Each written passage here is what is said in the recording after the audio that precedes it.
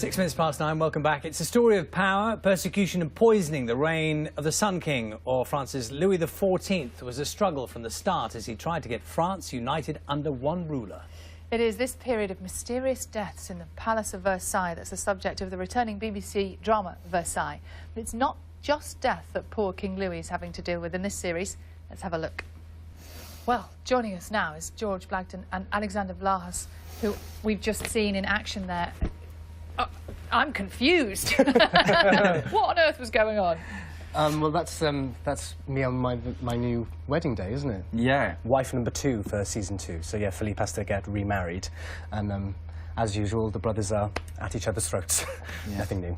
I mean, one of the joys of this programme, for those who haven't watched it yet, and I'm new to it as well, is it is so beautiful to look at. Thank you. I mean, it really is, isn't it? The settings, I mean, leaving aside your acting, all that stuff, and the wigs and all those things, but just in terms of the locations and whatever, just tell us a little bit about it, the set and where you're filming and all those things. Yeah, I mean, there's certainly no pretending on our show. It's all for real. We film at Versailles, and we do a sort of kind of tour of all of the beautiful buildings around Paris. And yeah, usually as an actor you have to kind of sometimes work on green screen, and there's none of that. It's we're really in these buildings, we're really in these costumes. Our costume designers just won a BAFTA, you know. It's fantastic working with people like this. How does it work, working at Versailles then? Well, you spend most of your time looking around going, I can't believe how lucky we are.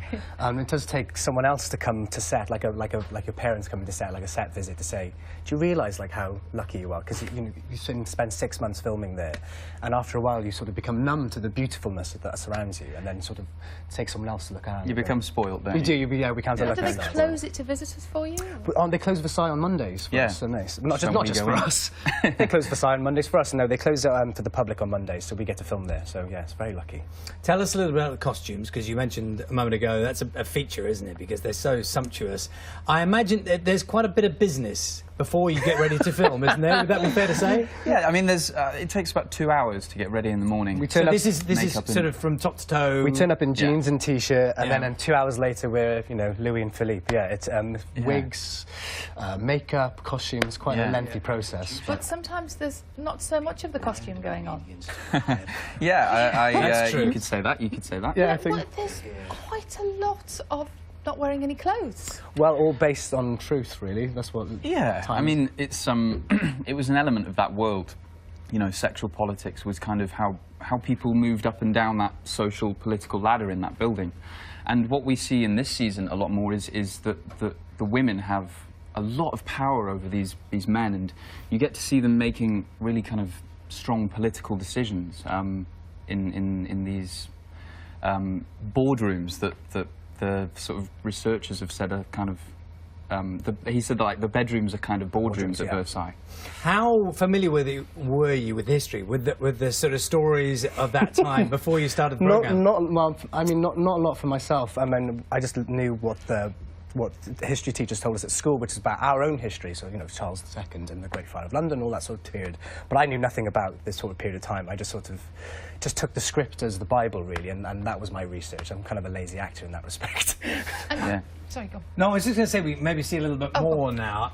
This is a scene where King Louis tries to employ his wife and mistress, confusing one, this one, to help find his brother a suitable wife. Are you with us? Let's have a look. You are no doubt both aware that my brother requires a new wife. Since you both know him, and know me, it is my feeling that between us we will find the perfect choice.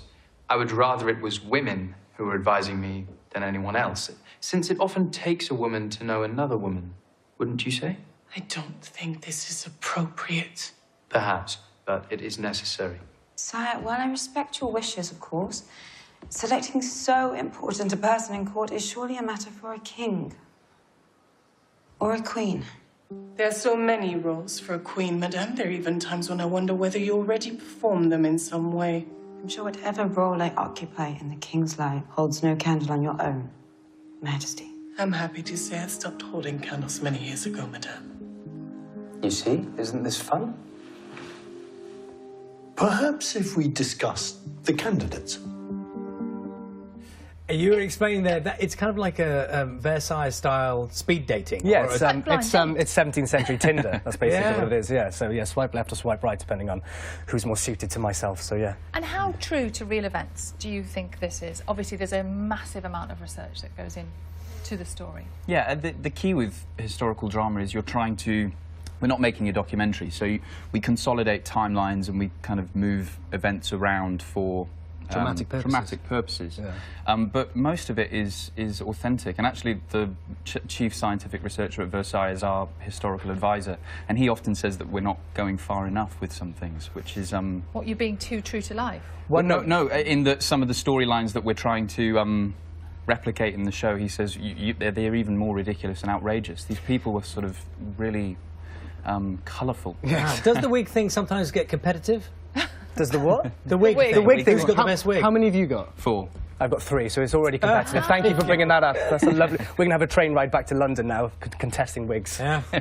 Lovely to see you this morning. Thank you very much, guys. Thank you for having us. Versailles is on BBC 2 tonight at 9 o'clock, and that's all from us this morning. I'll be back tomorrow morning from 6 o'clock. And now